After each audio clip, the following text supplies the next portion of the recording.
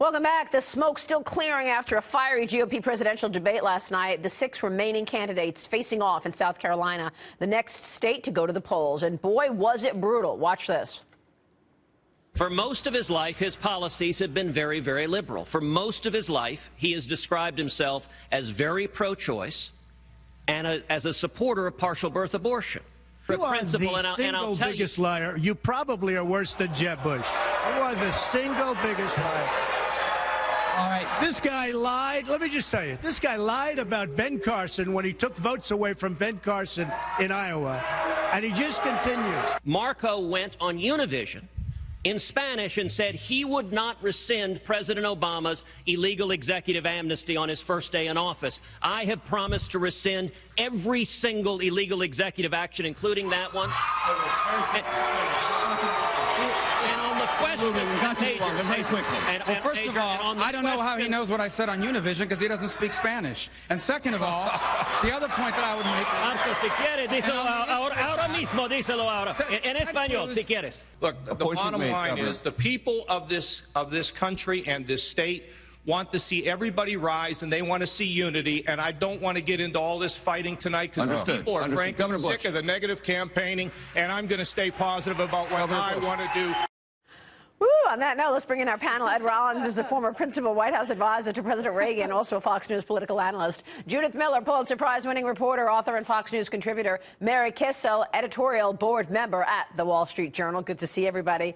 Ed, winners and losers last night. I think to a certain extent the American public lost. I think this was a very derogatory, and from my perspective, if this is what we're going to go do 2 more debates like this, we're going to lose voters every single time we have it on there. You can't be calling each other liars. You can't be tearing each other down. And if they want to quote Ronald Reagan, who I obviously work for, they better try and practice what Ronald Reagan preached, which was don't say nasty things about your opponents, Democrat or Republican. And in the death of Judge Scalia, who was one of the finest men I've ever known, and he never basically ever would get into this kind of rhetoric, I just think it's outrageous to have this. Yeah, I want to talk more about Justice Scalia, his legacy, as well as, of course, what happens now, because this is quite important. But let's stay on the debate for a second, Judy. What are your observations? Well, I think the country may have lost Ed, but if you were watching television, it was an extraordinary debate. Good TV. Absolutely amazing, and I think Rubio helped himself a lot.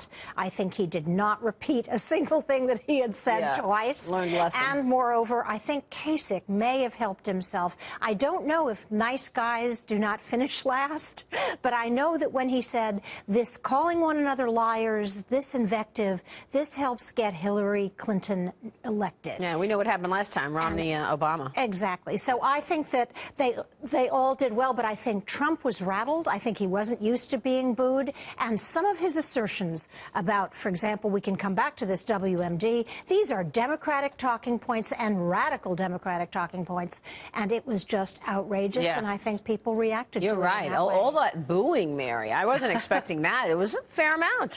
Yeah, look, booing Trump. It was a necessary, and I think it was an educational bloodletting. The New Hampshire primary did not winnow the field at all, and so this debate was about taking on the frontrunner, Donald Trump. And there are 2 essential questions about Donald Trump: his temperament and whether or not his policies are sound and good for the nation and our interests abroad. And we certainly learned about his temperament last night.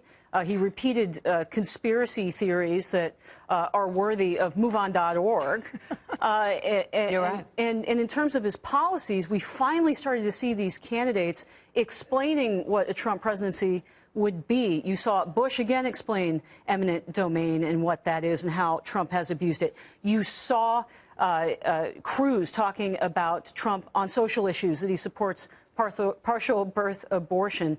And you also heard some education about foreign policy.